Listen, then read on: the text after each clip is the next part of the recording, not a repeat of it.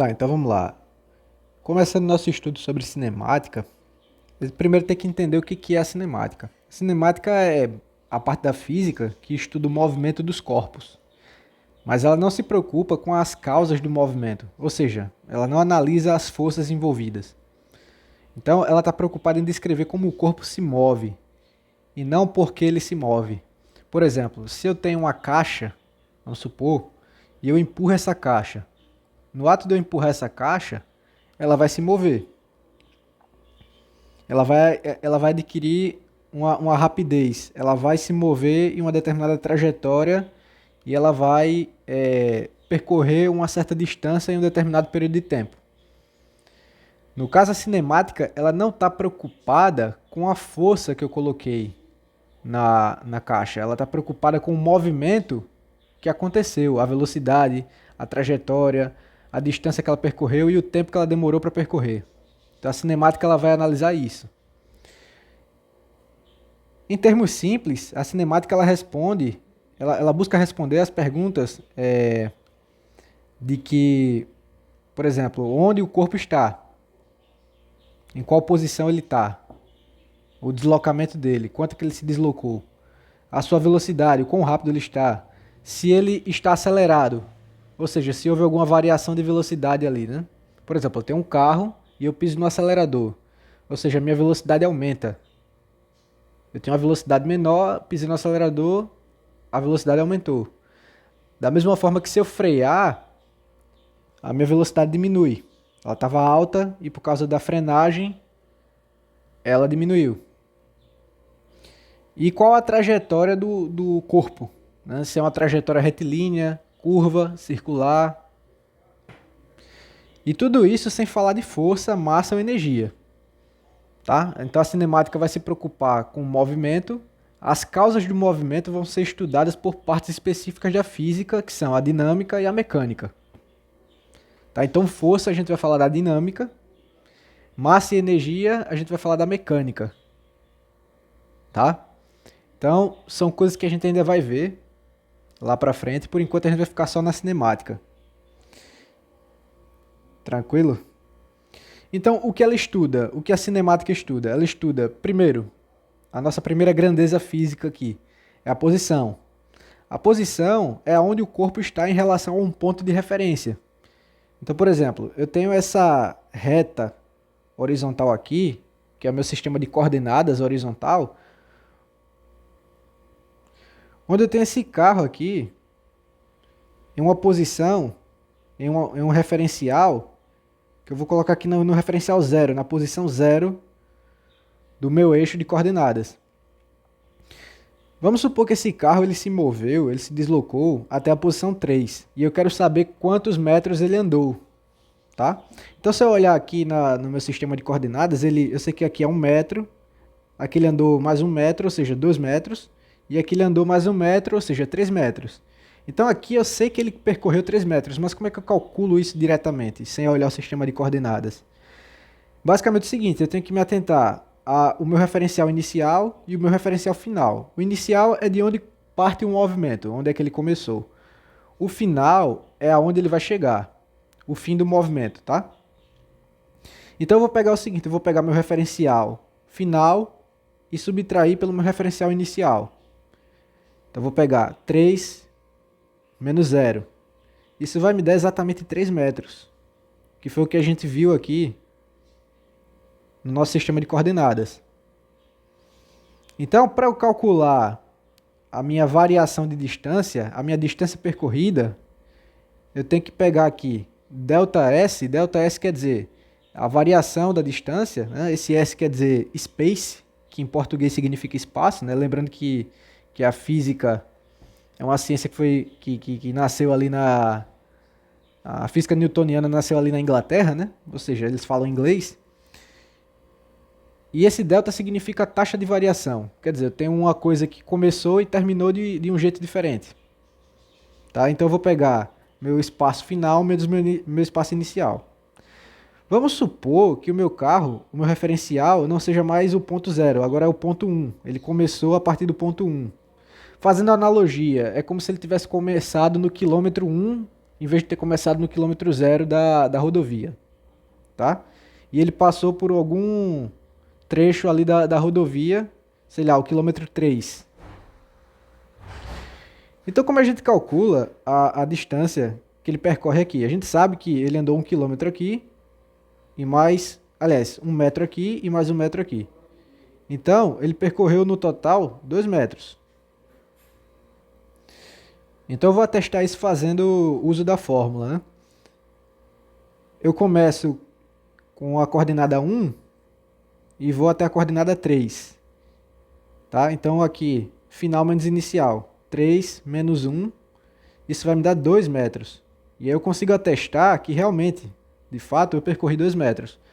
Ora, se eu começar a minha coordenada, em vez de ser 1, for menos 1, por exemplo, eu consigo atestar no meu sistema de coordenadas que eu andei 1 metro, 2, 3, 4.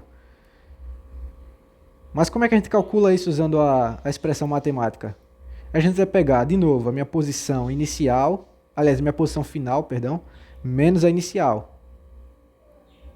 A inicial aqui vai ser menos 1. Então a gente vai ter o seguinte, a gente vai ter 3 menos 1. Tem que tomar cuidado com isso. A gente sabe que menos com menos dá mais. Então aqui vai ficar 3 mais 1, que isso vai me dar 4 metros. Bate exatamente com o que a gente conseguiu observar no olho no nosso sistema de coordenadas, tá? Então tá aí como se localizar usando o sistema de coordenadas. Como calcular a posição e como calcular a distância que o sujeito percorreu, tá? Usando as posições, a posição final e a posição inicial, né? Bom, outra grandeza que a gente estuda na cinemática é o tempo. O tempo permite a gente acompanhar o movimento ao longo de um intervalo. Então, por exemplo, eu tenho um cronômetro, onde eu iniciei ele a partir do tempo 0 segundos, e aí eu percorri um espaço e eu percebi que o carro demorou 5 segundos para alcançar aquela posição que eu delimitei ali, tá?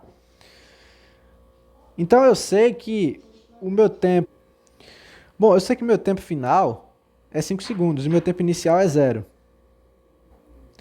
Se eu aplicar a taxa de variação do tempo, eu vou ter que ele percorreu de 0 a 5 segundos o seguinte, final menos inicial. Ele percorreu um intervalo de 5 segundos, tá? Mas e se meu tempo inicial não fosse 0, fosse, sei lá, 2 segundos? Tá? Então eu vou ter a mesma lógica, final menos inicial. O tempo final menos o tempo inicial. Só que agora o tempo inicial é 2. Então eu vou ter aqui 5 menos 2, vai me dar 3 segundos. Então, esse intervalo de tempo de 3 segundos foi o intervalo de tempo que aconteceu o movimento, tá? Quando eu falo que o tempo inicial é 2, vamos supor que eu comecei a cronometrar do 0 e quando chegou a 2 eu parei. Só que aí eu comecei a cronometrar novamente a partir do 2, tá? Então meu tempo inicial passa a ser o 2 ao invés do 0. Mas se fosse do 0, daria no mesmo, contanto que o tempo final fosse 3 segundos, né? Então como é que a gente calcula a variação de tempo? A gente tem ΔT igual ao tempo final, a variação do tempo, né? É igual ao tempo final menos o tempo inicial. Lembrando que o tempo é uma grandeza escalar. Que diferente da posição, a posição é uma grandeza vetorial. Escalar, relembrando, é quando a gente tem uma grandeza que só se preocupa apenas com o valor numérico, com o módulo daquilo que a gente está analisando. A grandeza vetorial, ela tem o valor numérico, ou seja, o módulo, a quantidade dela, mas ela também tem o sentido e a direção, né? A direção e o sentido, né? A direção pode ser, voltando aqui para a posição, a direção pode ser horizontal, pode ser vertical, pode ser diagonal, mas o sentido pode ser para a direita, para a esquerda, para cima, para baixo, na diagonal para cima, na diagonal para baixo, enfim. O tempo não, o tempo é uma grandeza escalar, a gente só tem um valor numérico, não existe tempo negativo. E aí outra grandeza que a gente fala em cinemática é a velocidade. A velocidade é a junção das duas grandezas anteriores, que é a posição e o tempo, né? A velocidade, ela mostra quão rápido e em qual direção o corpo está se deslocando, tá? Então, por exemplo, eu percorro uma distância de 3 metros em um intervalo de tempo aí de 3 segundos.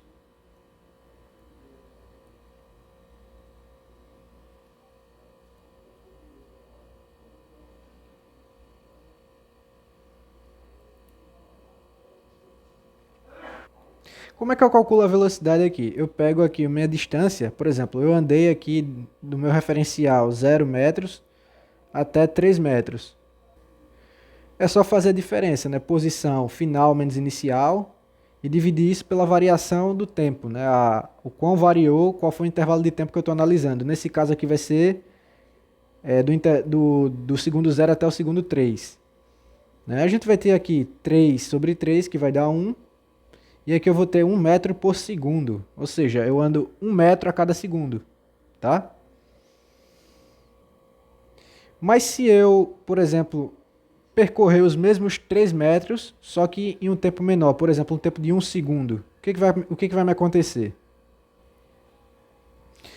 Eu vou ter que a minha variação de espaço continua sendo a mesma, né? São os mesmos 3 metros, 3 menos 0. Só que a diferença aqui agora vai ser que eu vou percorrer em um intervalo de tempo menor, de 0 segundos até 1 segundo. Então eu vou ter 3 sobre 1, isso vai me dar 3 metros por segundo.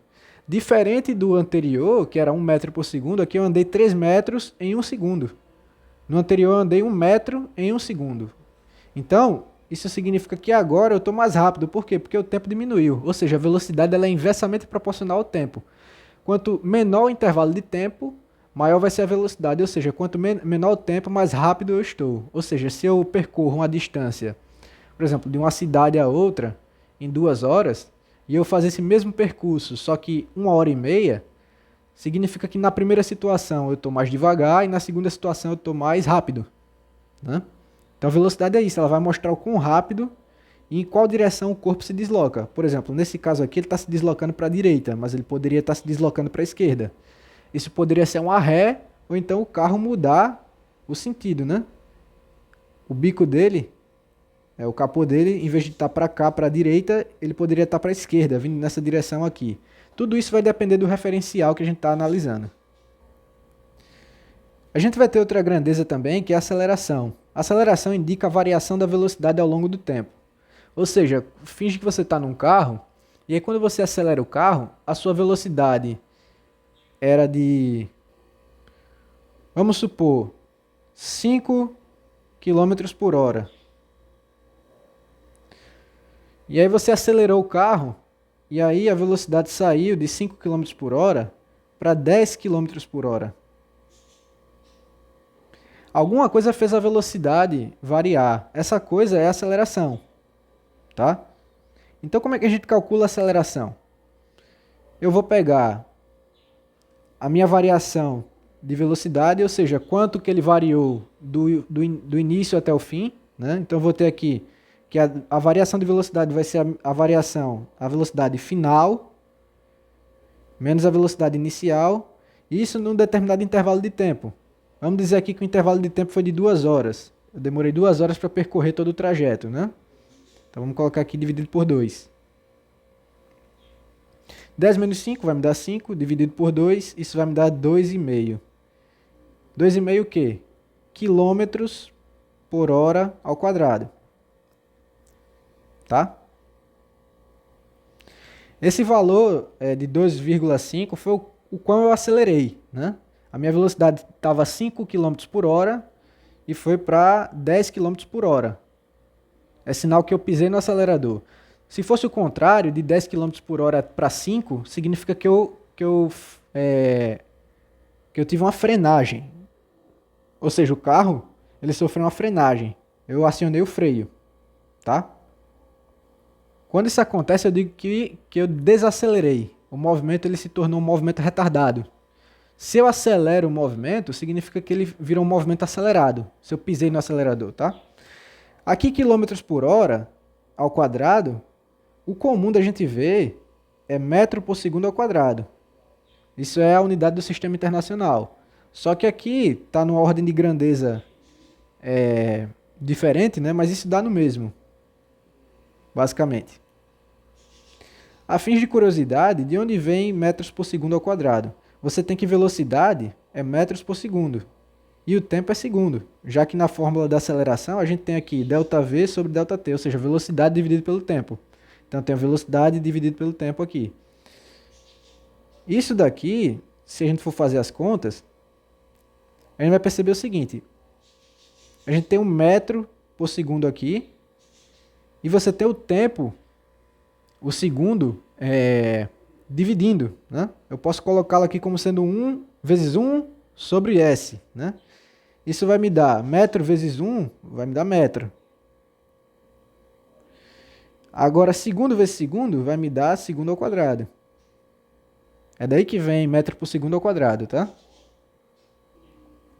E aí, para fechar, a cinemática ela está preocupada com a trajetória que o corpo percorre, ou seja, a trajetória é o caminho que o corpo percorre enquanto ele realiza o movimento. Então pode ser um movimento retilíneo, quando o corpo anda em linha reta, pode ser um movimento curvado, isso é muito comum em lançamentos, como lançamento oblíquo e lançamento horizontal, ou até mesmo em curvas que tu faz numa estrada, né?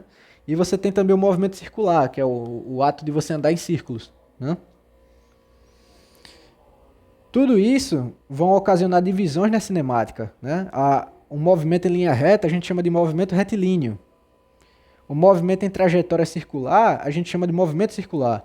E nesses tipos de movimento aqui, a gente vai ter, que vai ser tratado para a física de ensino médio, um movimento uniforme, ou seja, quando a velocidade é constante, e a gente vai ter um movimento uniformemente variado, ou seja, quando a aceleração é constante, mas a velocidade varia, tá?